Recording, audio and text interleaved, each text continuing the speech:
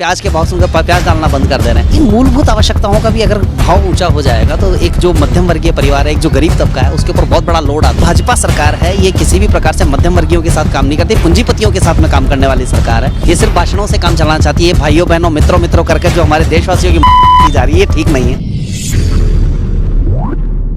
देखिए, सरकारों को इन चीज़ों पर नियंत्रण रखना चाहिए। त्योहारों का समय सामने है। देश में जो सबसे ज़्यादा त्यौहार मनाने वाली तादाद है और बेशक पकवान भी बहुत खूब बनते हैं और प्याज के बिना किसी भी पकवान को बनाया जाना आसान नहीं है। तो ऐसी स्थिति में सरकारों को इन चीज़ों पर नियंत्रण पर ध्यान देना चाहिए। कालाबाजारी की तरफ पूरी रोक लगानी चाहिए। जो जिस तरह के हालात अभी बने हुए, ये किसी भी दृश्य से ठीक नहीं है। ये एक नकारात्मक माहौल बनाने की जो कोशिश की जाती है, इनको रोकना चाहिए। सरकार इसके लिए पूर्णतः जिम्मेदार है। आलू प्याज और टमाटर ऐसी चीज़ है जो डेली रूटीन का पार्ट है। सुबह से दोनों सब्जी में प्याज और टमाटर डालना ही डालना है। आलू दो में से एक टाइम पर बनना ही बनना है। तो अगर इन मूलभूत आवश्यकताओं का भी अगर भाव ऊंचा हो जाएगा तो एक जो मध्यम वर्गीय परिवार है, एक जो गरीब तबका है, उसके ऊपर बहुत बड़ा लोड आता है, बहुत बड़ा बाहर आ जाता है। कई हमने ये तक स्थितियाँ देखी थी, लोग टमाटर के भाव सुनकर टमाटर डालना भी बंद कर दे रहे, प्याज के भाव सुनकर प्याज डालना बंद कर दे रहे हैं। तो ये एक तबके के ऊपर पूरा असर पड़ता है इन चीज़ों का। देखिए, मैं भाजपा सरकार की इस जगह विफलता मानता हूँ। ये भाषण देने वाली सरकार है।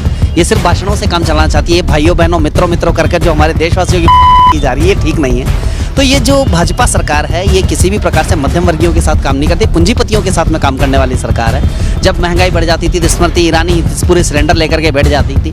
तो ये चीज़ें ठीक नहीं है। सरकारों को अपने मुद्दों पर, अपने तथ्यों पर ठीक रहना चाहिए। जिस तरीके से महंगाई पर आपने मुद्दा बनाया और आप सरकार में सत्ता में आए हैं और उसी महंगाई को आप बिल्कुल दुगुना तिगुना चौगुना बढ़ाए जा रहे हैं, ये ठीक नहीं है। पेट्रोल का भाव देखिए, आज एक आदमी के घर में नहीं करते प्रतिदिन 1.5 से 2 लीटर पेट्रोल हर आदमी का कंजप्शन है। अगर आप उन चीज़ों को कंट्रोल नहीं कर पा रहे हैं, आप गैस सिलेंडर को कंट्रोल नहीं कर पा रहे हैं, आप आलू प्याज टमाटर को कंट्रोल नहीं कर पाए, इसका मतलब आप पूर्ण रूप से जिम्मेदार हैं।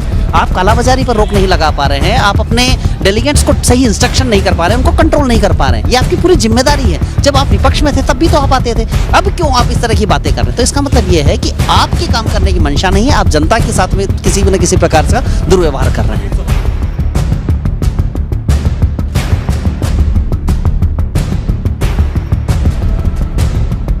अगला बीजेपी का नेता आएगा, आरएसएस का नेता आएगा और आपसे ऐसे भाषण में कहेगा कि भैया हिंदी सीखो, अंग्रेजी मत सीखो। तो उससे आप पूछना, भैया एक बात बताओ, आप हमें कह रहे हो कि हम हिंदी सीखें और अंग्रेजी ना सीखें। आपके जो बच्चे हैं, क्या वो हिंदी मीडियम स्कूल में पढ़ते हैं या इंग्लिश मीडियम में पढ़ते हैं?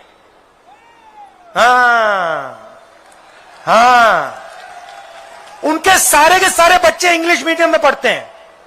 क्यों? क्योंकि वे चाहते हैं कि किसान के बच्चे, मजदूर के बच्चे, छोटे व्यापारी के बच्चे अंग्रेजी ना बोले, कंप्यूटर का काम ना करें, सॉफ्टवेयर प्रोग्रामिंग ना करें, इंजीनियर ना बने, विदेश से व्यापार ना करें। वो आपको गांव में रखना चाहते हैं, गरीब रखना चाहते हैं। हम आपको पूरी दुनिया में घुमाना चाहते हैं, आपके बच्चों को बड़ा से बड़ा सपना दिखाना चाहते हैं।